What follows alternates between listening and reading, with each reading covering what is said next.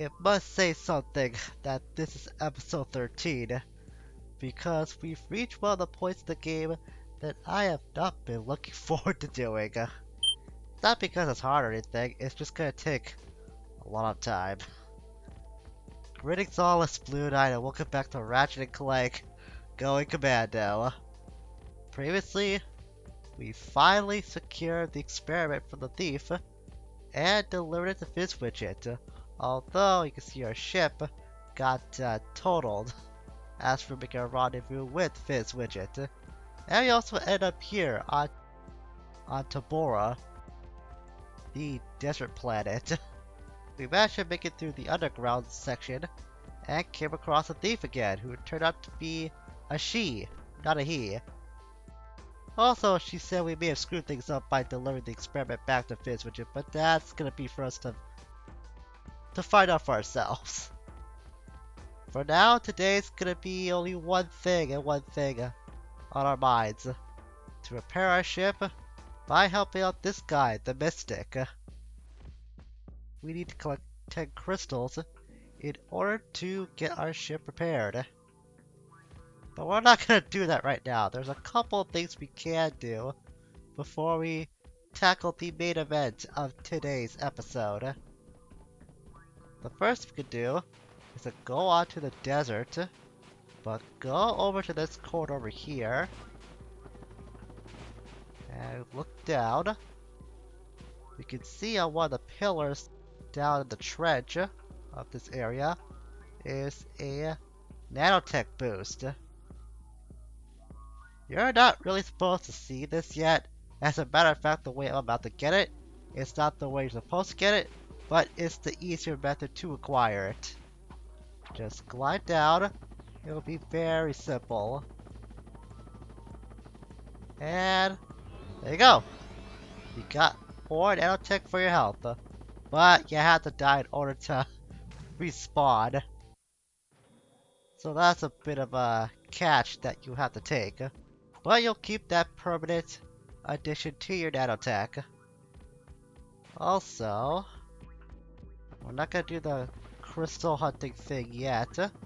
We can go around these huts, and one of them at least will have some crates inside it. Or not? Thought they would. Well, I guess they're here for decoration. But that hut over there is the one that has should have our attention mostly, because this is where the side mission of this planet comes in. Well, I should get more ammunition for my weapons first. Almost kind of forgot about that. I don't know why, I just fall into the habit recently of not checking out my ammunition as often as I should whenever I come across a weapons vendor. I don't know why I've been falling into that habit. I'm usually a lot more diligent about keeping my ammo up. I guess I'm getting a little more careless now since I have played this game so much. It's a bad habit to fall into. I'll be sure not to make that a recurring thing going forward, because I know I have been slacking off on that practically since this series began. Again, I don't know why I've been doing that, but it's been happening a lot, and I'm not proud of it. Although it's pretty minuscule still, I want to fix that before because an even bigger flaw that I have to put up with. To freeze this body of water here. Get out of here. You can also put your new Omni Wrench to work. This is the Omni Wrench 10,000, by the way, not the 12,000 I mistakenly called it in the last episode. It just hits for more damage, and like usual, if you want to switch between your secondary weapon and your new wrench, just hit square. It's not that simple. Or not that simple, it's not that hard, I should say. And then we come across this seesaw thing. This is pretty unique for a set piece here. What we have to do is to step on one end and then use our Terminator. Well, uh, that should not be happening. I don't know why the Terminator was glitching out like that. That's unusual. But yeah, freeze the body of water after you sink one end, and it will stay up permanently. Uh, we'll use the lava gun. I haven't been using this as much as I thought I would. Well, that's because I've been more focused on wanting to upgrade the secret gun, since it's been getting quite a bit of nanobytes collected for it. But still got a ways to go before it does fully upgrade. I thought there'd be something different we could do with this seesaw thing here, but I might be thinking of something else entirely, so we're gonna leave that alone and use the Terminator again to freeze these waterfalls so we can wall jump between them. Something about the Mystic is that they were gonna be a lot more heavy-handed with his design. The Mystic went through a lot of iterations, and he was originally designed to have 3 eyes. It was probably too on the nose what they were going for with that character, so he ended up with 2 eyes like most other characters that we'll see in the Ratchet Clank series. But the nuttier thing about the Mystic, not only does he go by the Guru or the New Ager, but he's voiced by James Arnold Taylor, which, if you remember, happens to be the same guy who voices this fella right here, Ratchet, our player character. I would not have picked up on that at all unless I looked up the Mystic and trivia about him online. They sound completely different from each other, do Ratchet and the Mystic do. So it's pretty wild to know that they're voiced by the same guy. I also know for a fact that we're gonna meet a character that Clank voices later on, and another character that Ratchet has voiced before, or at least their voice actors have voiced. They're not gonna be for a while.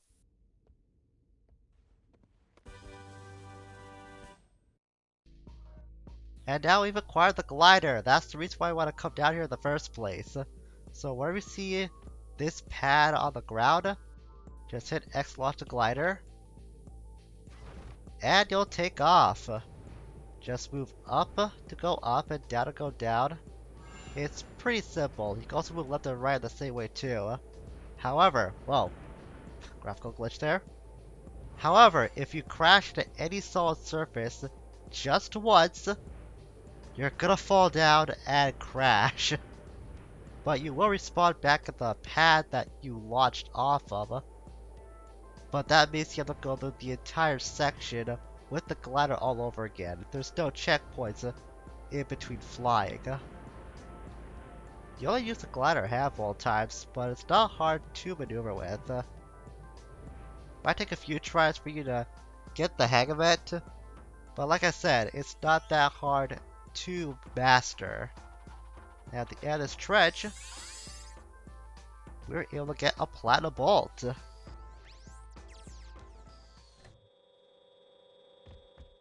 And so, that completes the second thing that we could do. You're supposed to use the glider to get the nanotech boost we got earlier, but the way that I was able to acquire it, it's much easier to get that addition, so just do that instead. Although you want to challenge yourself, you can use the glider to get it that way. It's supposed to be the intended method, quote unquote, after all. Well, we got those 2 things out of the way, and I've stalled my inevitable adventure through this gap long enough. I have to, not gap, through the desert I should say, long enough. So I'll have to just suck it up and finally go through with this. Just to show you how much we have to cover for the desert. Yeah, it's pretty big, as deserts usually are. But we have to traverse through this entire thing to get what is needed. We only need 10, which is the required amount to proceed to the next part of the story. But If you know me by now, I should really go back to the freaking vendor. Again! I keep neglecting it. I should not be doing that. I gotta stock up on ammunition here because being stocked up on ammo is gonna help you a lot going through the desert when you begin crystal hunting. So I was about to say, we only tend to proceed to the next part of the story, but you know me by now, I'm a completionist. At least I can complete games whenever I'm capable of doing so. Or when I'm feeling motivated to do so. So I'm gonna go out of my way and collect every single crystal there is to get in this place. And there's more than 10, I can tell you that much.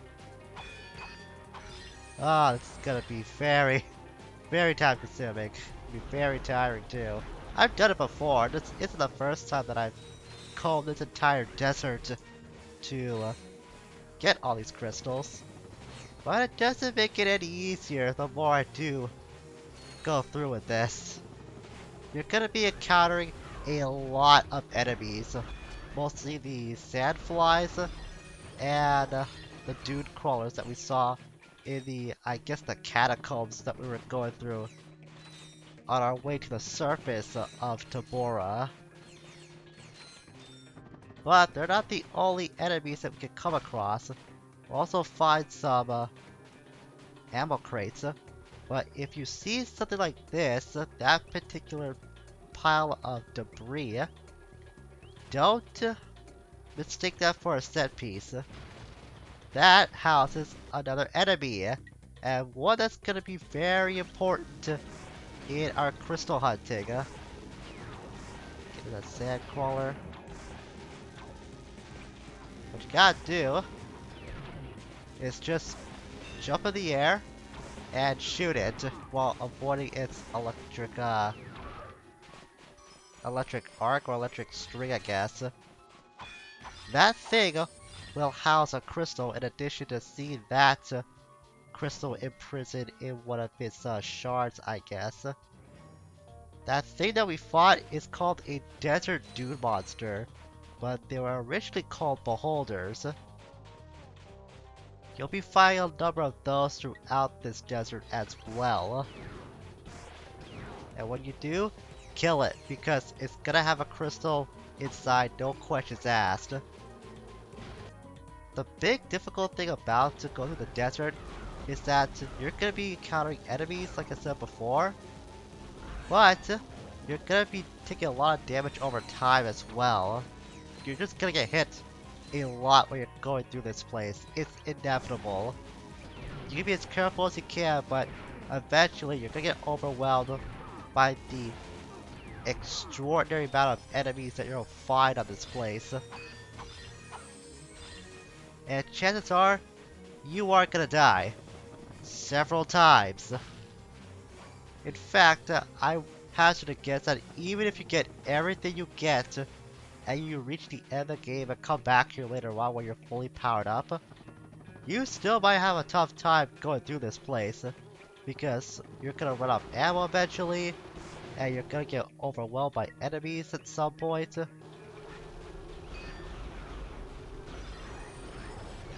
And thus you have to rely on some of your lesser useful or experienced weapons to survive as long as you can on this place.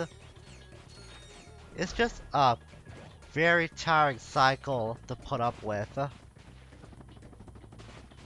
But it is gonna be worth it because if you do go out of your way to get all the crystals on the desert, then you will have a very lucrative reward coming your way.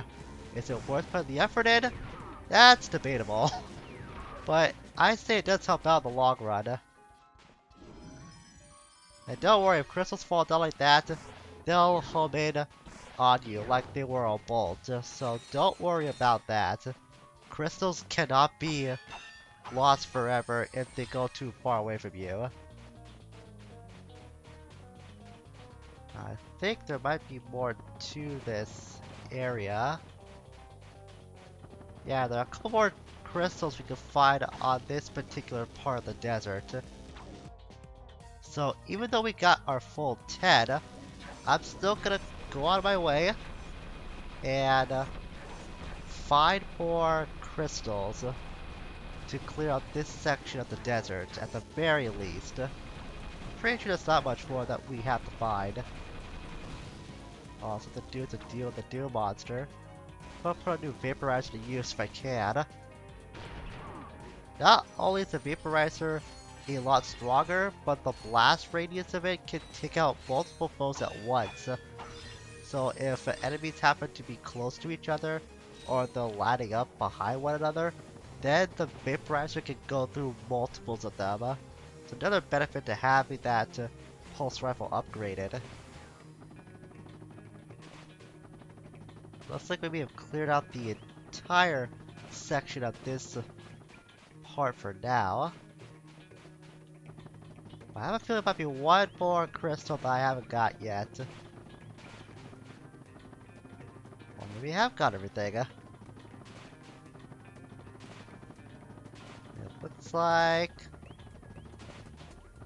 looks like I have. Sweet, that's one part down. There's a whole lot more to go. You know, I'm just gonna kill myself to save the trouble of going back the long way. I'm gonna die eventually, so what's the point of delaying the inevitable? That's just how things go when you're going through this desert. And we'll do this too, because that is the one of the best things you could do is to keep a constant eye on ammo.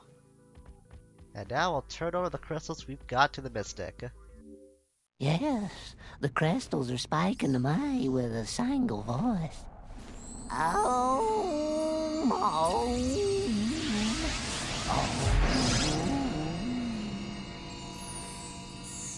That was pretty impressive. Bring me more crystals, and I'll pay you cold hard bolts. Huh? Oh.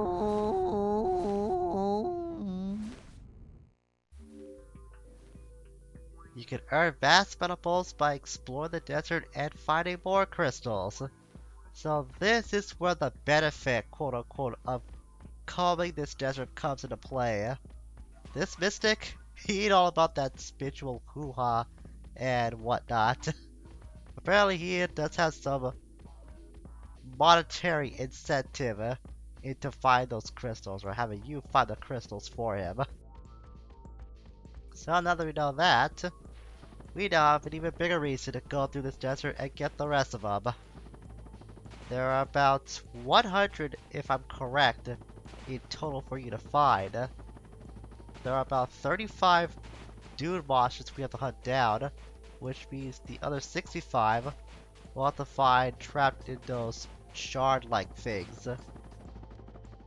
Another benefit to going through this desert is the vast amount of enemies that you'll kill, because the more enemies you kill, the more health you're likely able to obtain when you upgrade your nanotech meter, and as well as the potential for upgrading weapons too.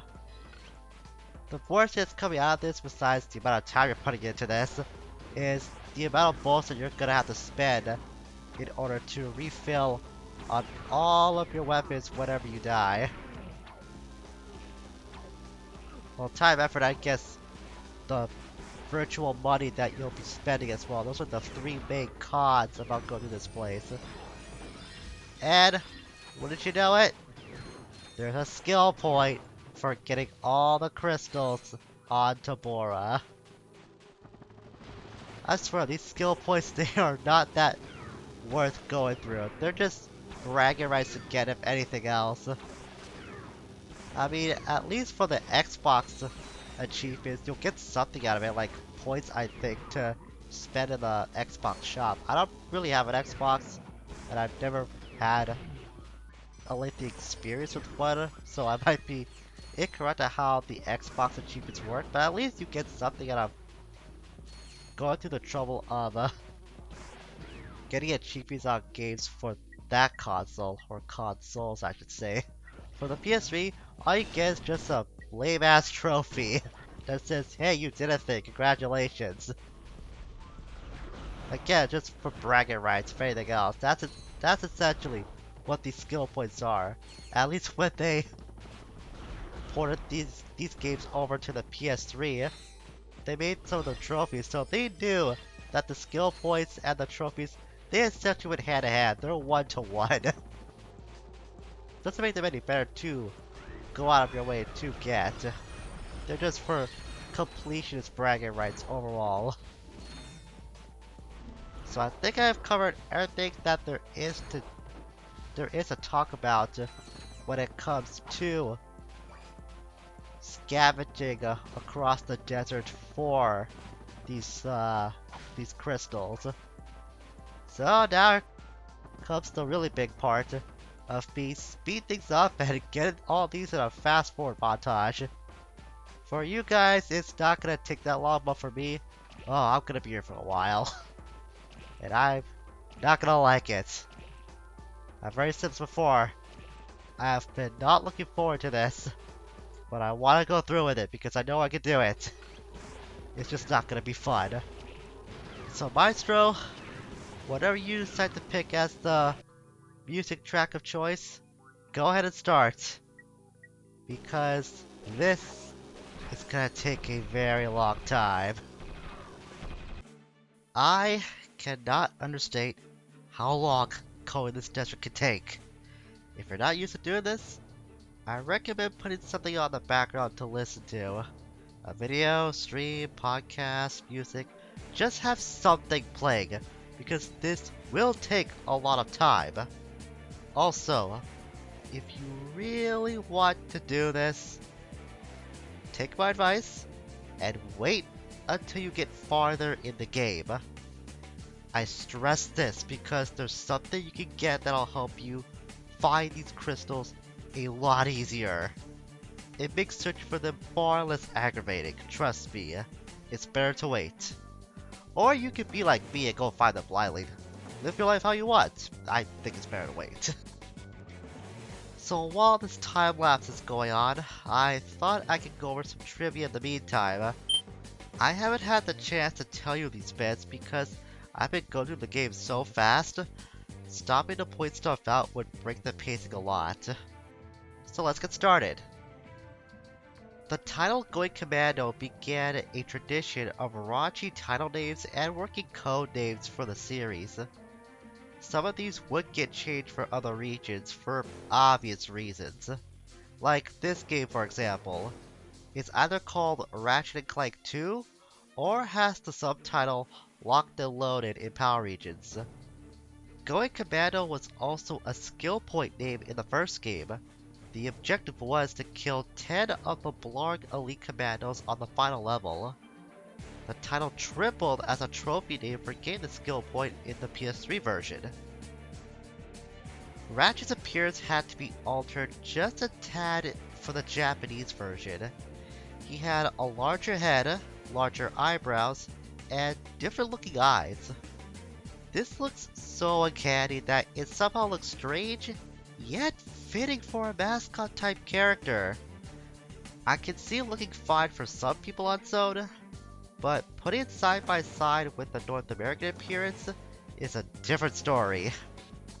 In my opinion, the appearance Ratchet is mostly known for looks a lot livelier by comparison. If playing this game felt very samey to you compared to the first, turns out the devs already figured to stick to this format almost from the start. Going Commando got approved for development 5 months before the first game even came out. It wound up being very popular among playtesters, so they started designing visual concepts for Going Commando while simultaneously working out bugs on the first game. They were really banking on Ratchet & Clank to be something big early on. We've become well acquainted with Blade Balls by now, but they went through a lot of work behind the scenes. Apparently they had 10 different design revisions over development, and I guess they were sick working on a look for the thing because they ended up choosing the first design they came up with. I didn't think something that small had a lot of effort put into it, only for them to practically say, screw it, the first one we had is good enough. I touched on the size of Ratchet's head for regional differences, but a small bug does something a little similar to the PS3 version. Ratchet's helmet is bigger than it should be in cutscenes. I didn't notice this when I first played the HD port, and it really never bothered me, even today. I'm sure if I ever saw the PS2 version of these cutscenes, those are gonna look weird to me in my eyes. Strangely, in an alpha build, it was possible for you to pick Eranos again like it was the start of the game, because picking a level defaulted to it for some reason. What's even weirder was that you could carry over everything you had at that point, even Clank. You likely won't pay much attention to the help desk voice in this game, because I'm pretty sure it's the same actress reprising the role from the first title. But I found out they had some auditions held for a new help desk voice for going Commando. They even had one that included a British accent, but it didn't really matter in the end because it's the same person like I already said. That is if you kept the voice on for the help desk messages. I'm not doing that from this playthrough because I want to explain things for myself.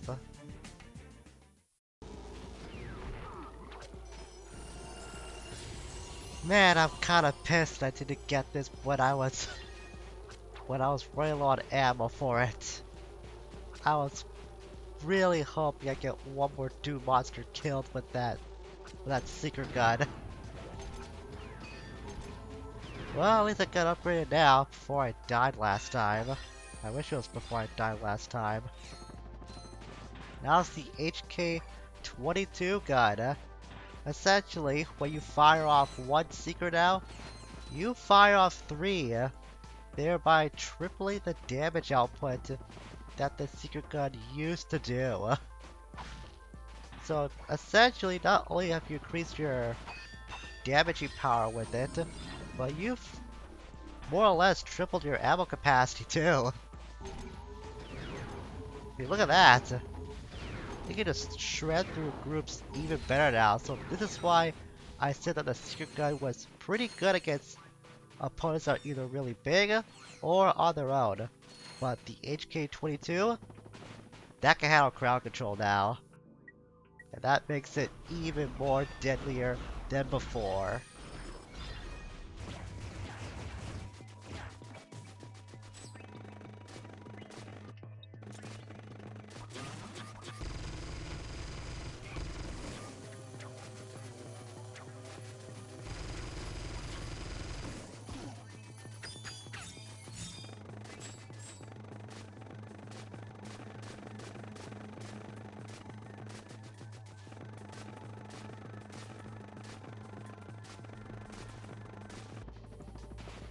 Aha! That's what I was looking for. I knew I had to keep an eye out for this thing. There's a stray platinum bolt somewhere located in one of the corners of the desert. To give you an approximate location, it's right over here, near the top right part of this entire landscape. So be sure to keep an eye out for that too, when you're going crystal hunting. A weird glitch I found out relates to a couple weapons in the game. If you're using either the Walloper or the Seeker gun, and you hang from a ledge or ladder with one of those weapons, Ratchet's hand disappears, as well as the weapon he's using. You can also see your fist disappear when you collect a platinum bolt while wearing the Seeker gun. It doesn't happen with the Walloper, it tends to just deform in some way before it fixes itself rather quickly. But it can be affected either way when you collect a platinum bolt with one of those weapons.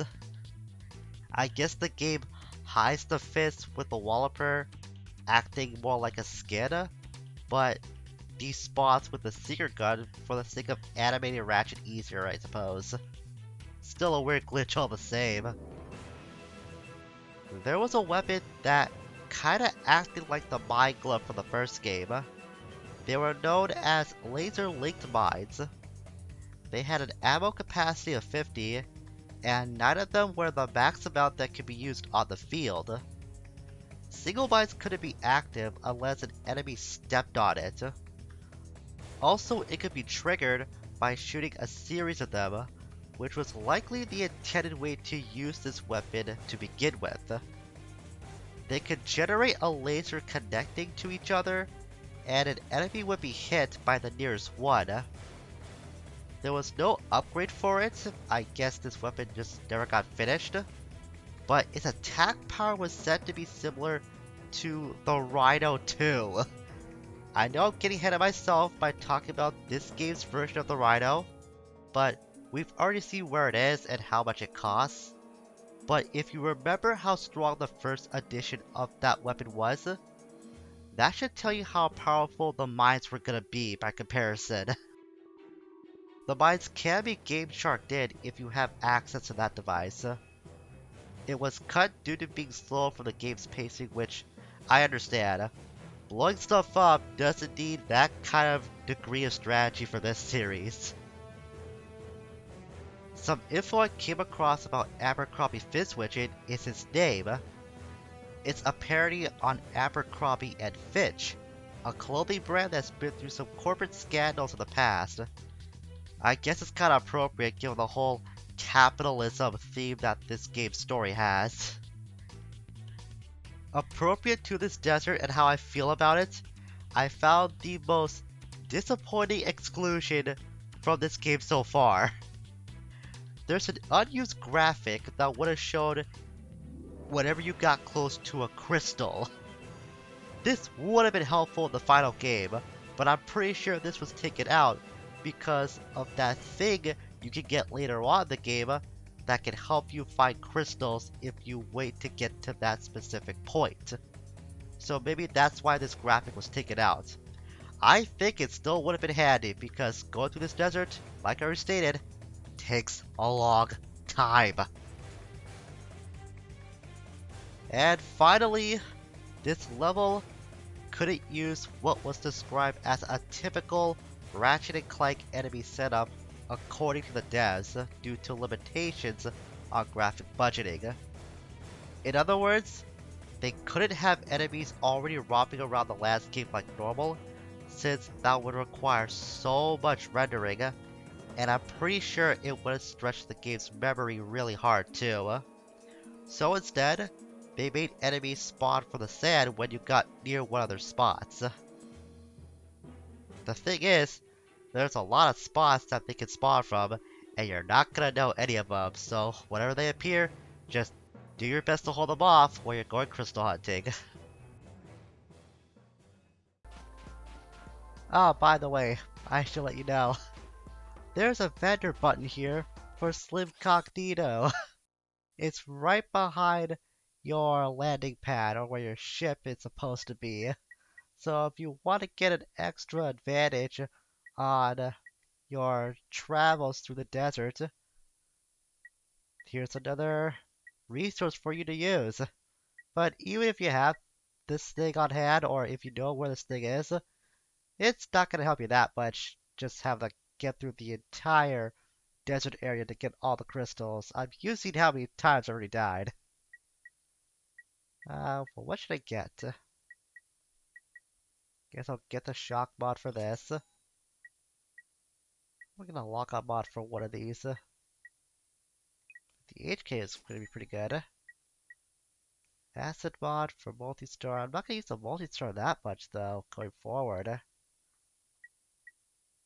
It's kind of a tough decision from here on out to see what I want to use the platinum bolts for. You know what, I think I'll save those for now.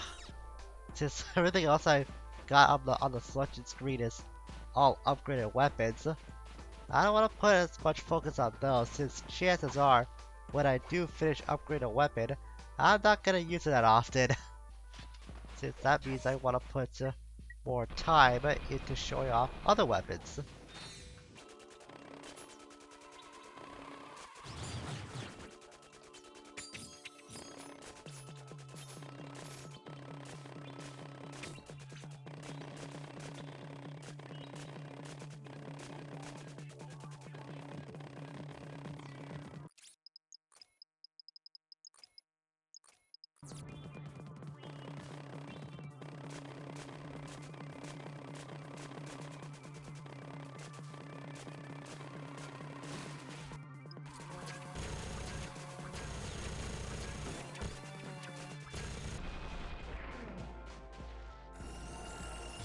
Oh, are you kidding me? I was only one guy away from upgrading this too? Unbelievable. I I honestly thought I wasn't gonna upgrade the mini turret glove at all. That's usually one of the last weapons that I would upgrade on a normal run because I don't rely on it that often.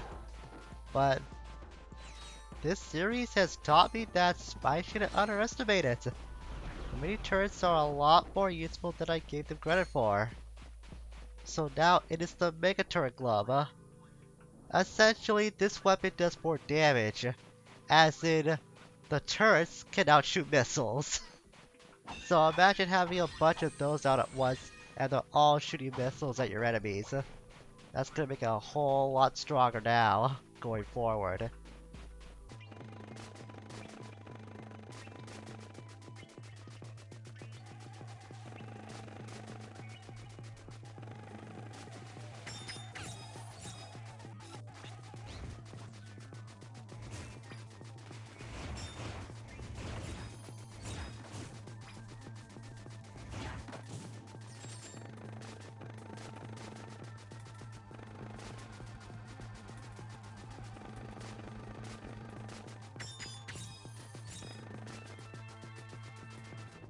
This cannot be real.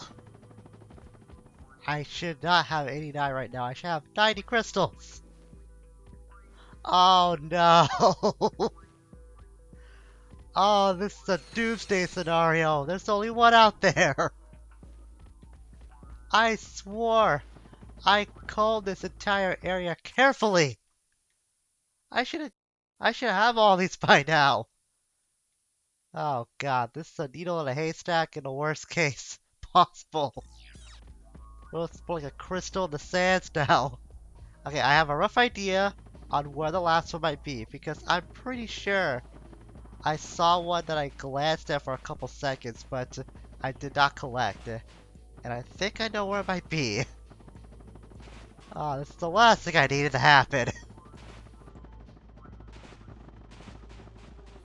Oh, thank god, there it is. Oh, I found it. With a bunch of sandflies here, too. At least, if there's one silver lining, or at least a couple silver linings, yes, give me that skill point. I earned that! I earned that skill point after missing out this particular crystal. It's on a hill, too. I have no idea how I missed this one. I have no idea how I missed this one specifically. But at least there are a couple silver linings on my delayed search for this. For one, I got a lot more bolts, and two, I got a lot more nanobites for my lava gun, which is the only weapon that I do not have upgraded right now, which is very surprising. But then again, I did buy this thing fairly recently. I think I bought it on this planet, come to think of it. That's how recent it was. We're only maybe a third of the way before it's fully upgraded. That just goes to show, combing this desert, it does have its benefits, but my god, does it take a long time. Sweet relief has never felt so good, at least for doing this task.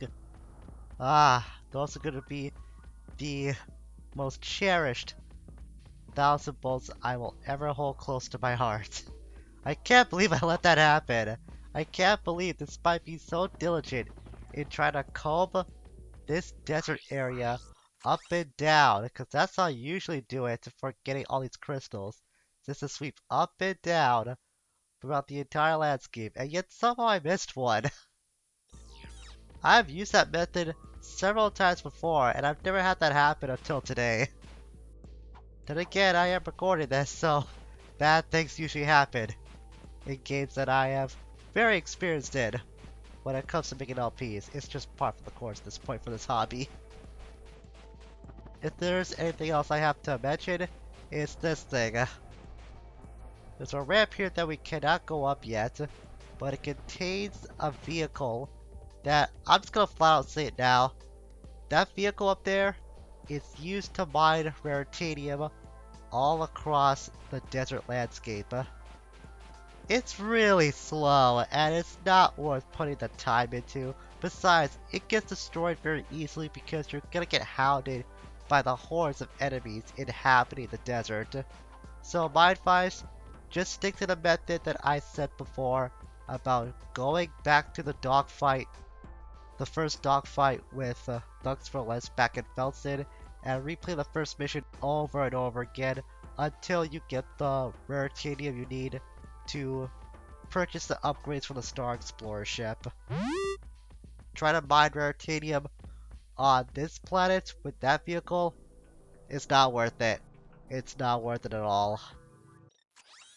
On the plus side, I have a bunch of bolts on hand now, which means I could go for this, but I haven't written down my notes that I also have the bouncer at this point, so I'm gonna go with my notes. Have the bouncer on hand. We'll get this thing eventually. Don't worry about it. Trust me, the Sithanoid is also useful.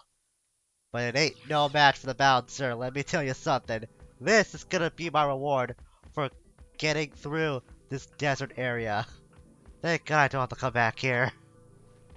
Well, in any case, next time, we're gonna abandon this place forever and head off to the next location, which are the coordinates that we got from the thief before we had to go through this lengthy endeavor. Oh, and if this counts for anything, I am up to an hour and 16 minutes of raw footage. That should tell you how long this took. Until we meet again, farewell for now.